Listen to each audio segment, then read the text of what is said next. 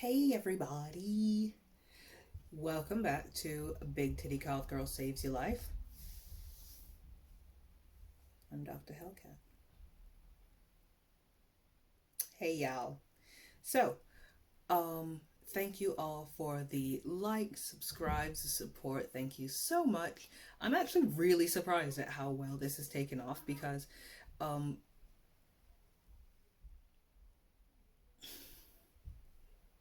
because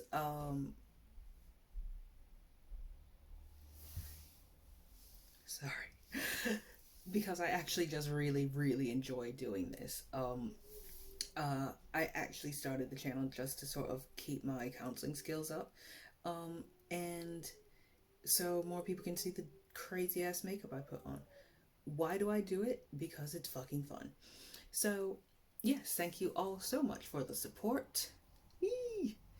Also, um, actually, why'd I say also? I ain't even got anything else. So, let's get on to today's question.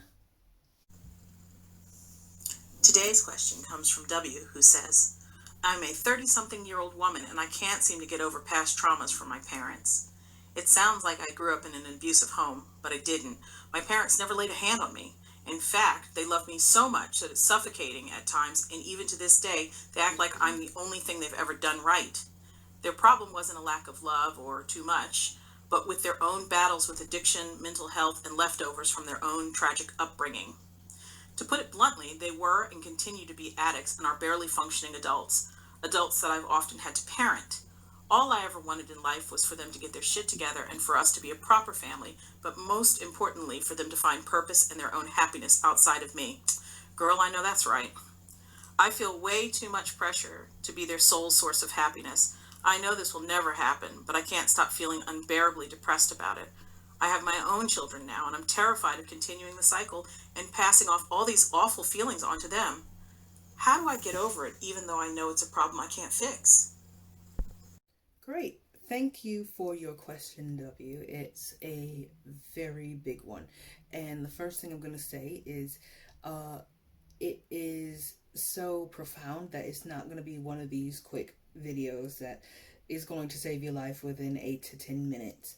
Um, you are going to need a lot of therapy to unpack what's going on here. So, there's two things that's happening. First, with your parents, that began earlier in childhood, and what's happening is emotional incest. Emotional incest. So, your form of it is where you feel responsible for your parents' mood, for their emotions, any sort of thing like that. And the problem with that is one of the problems. It disturbs your ability to set healthy boundaries, and it lasts all the way up into adulthood until you deal with it, as we can see.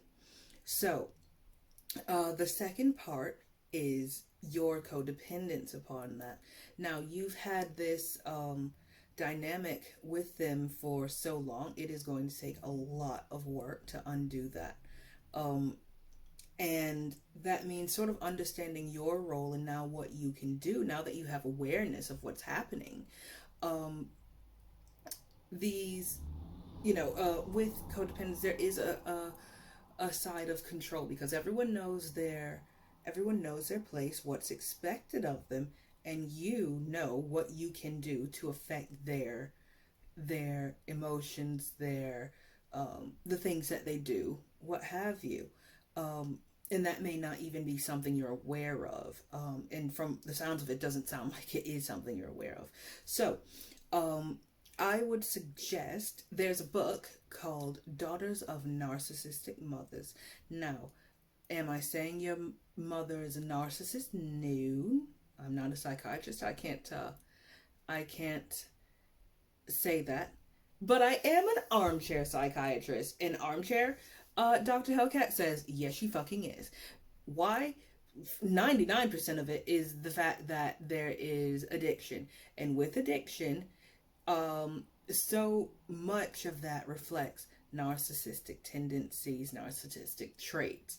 Obviously, we all have some, um, but you're going to get a hell of a lot more when addiction is involved.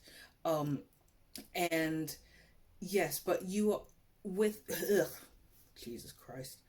But with that, there is healing. That book is extremely helpful. Um, I found it massively helpful. Um, just learning about it, it's very. It doesn't make you. It makes you feel like you're not alone. I imagine for people that need it.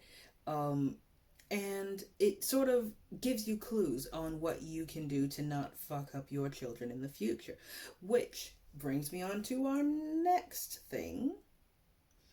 Um, what you can do to prevent doing the same thing to your children now that you have them is to do the exact fucking opposite of what your parents did to you.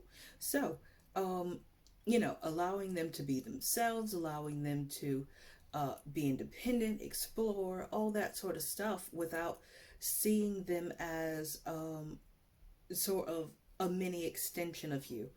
Um, you need to stand on your own, which from your experience with your parents, and they need to stand on their own and have that confidence.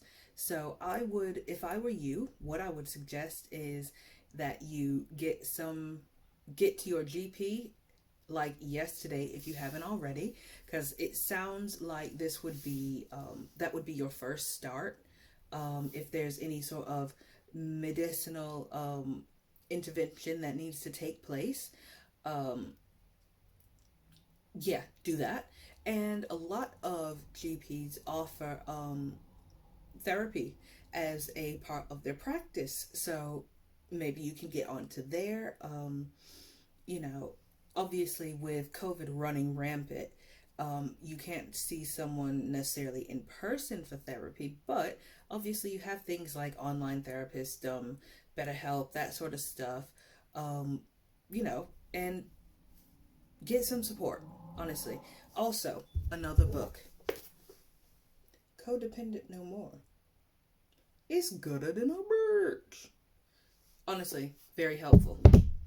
Um, because I think with codependency, you have a certain, uh,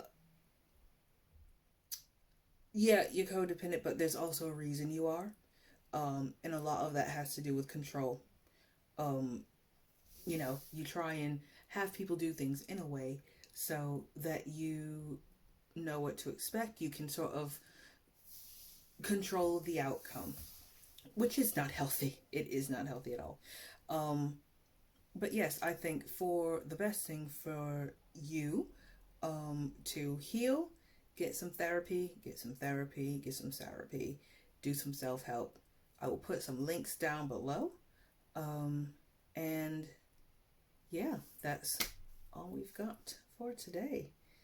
Um, if you enjoyed this information, please like, subscribe, share, send your questions here to my Instagram. I'll get back to you 99% of the time. It's actually 100%, but you never fucking know. Um, and I actually answer your question straight away. I don't have you wait until the video comes out for an answer. Um, I don't like the thought of that. It seems cruel. So, anyway, so it's time for our fun fact.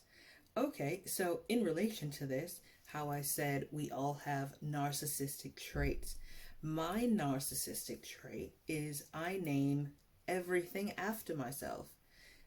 Um, Other than my children and my cats, um, everything is named after me, including other people's animals. They might want to call them something else, but I call their pets, their whatever, anything that can be named Gina, because why not? You know, who knows what that's about? So that's my bit of narcissism. Is there anything else? If you can hear that, that's my child being a complete. But this video's been going on quite long, so I can't even say anything. If you hear him, you hear him. If not, hooray! Anyway, if you Again, if you like this, subscribe, share with your friends, and I will see you guys in the next video.